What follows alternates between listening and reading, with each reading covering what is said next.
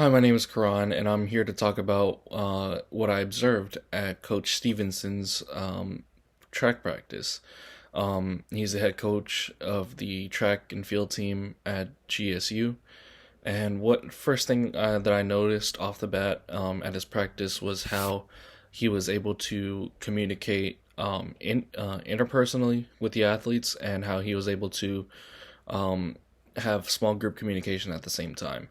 So he was willing to talk to players, let them know what they were doing wrong, how to improve that, how to improve in certain aspects individually, as well as a group effort. He was willing to call out some players that um, could do a little bit better in certain areas, but he didn't necessarily harp on them. He was more or less trying to improve them as a collective. Um, the flow of the practice was very fast paced. It was a very fast paced practice. He allowed them to get warmed up before practice started, and then they got right into the drills.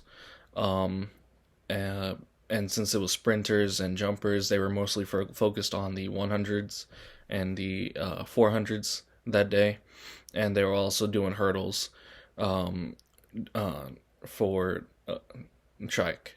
Um, what stood out was um, what stood out in terms of the structure of the practice plan was that he would start off warming up a certain muscle group that would be important um, in that would be important in practice. So let's say since it's sprints, he was more or less concerned about your hamstrings and uh, that sort of stuff, that sort of deal. So he would warm up those muscles and conduct warm ups based on that. And they would run practice according to that. He would give them a little break in between each set, and then they would run it again. And after every time, he'd come over to the person that just ran, tell them what they could improve on, what they did good, and what they could improve on. And he never really. It didn't seem like he ever really used negative language with them. So that was another good thing that I noticed. Um, One concept that I noticed, and I've said it before, player centered coaching is what he was really focused on. He was focused on how the players were improving and how they were training, and how he cared for the athletes as he was helping them succeed. And I think that was a really good thing that he was doing. It wasn't really about himself, although he did tell us in private that once he won a national championship, that he was done with head coaching, and that he was going to go back to what he was doing. But he didn't really show that when he was training with the athletes. He was more concerned about how they were doing, and how they were going to improve on the next set, and how they were going to as a collective try and get better over time. He said his goals were was to just be better than they were last year.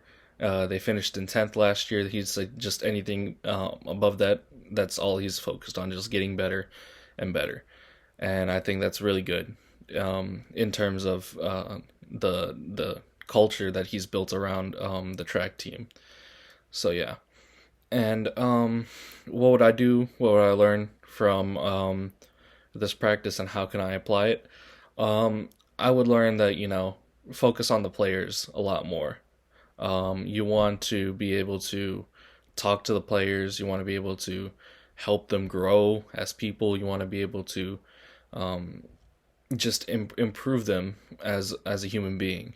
And I think he was doing a really good job of that. And I think um, that's why the players look like they bought in, and that they were willing to take criticism, and they were willing to help improve that section of their personality, and they were willing to that they just bought in, and I think that's really good. You don't have to always consistently harp on players for not doing uh, certain certain things right. So I think it's best that you just help them, understand what they did wrong, and just constantly check in on them and see if they understand what they're doing. And if they don't, then just explain it to them, and just go from there.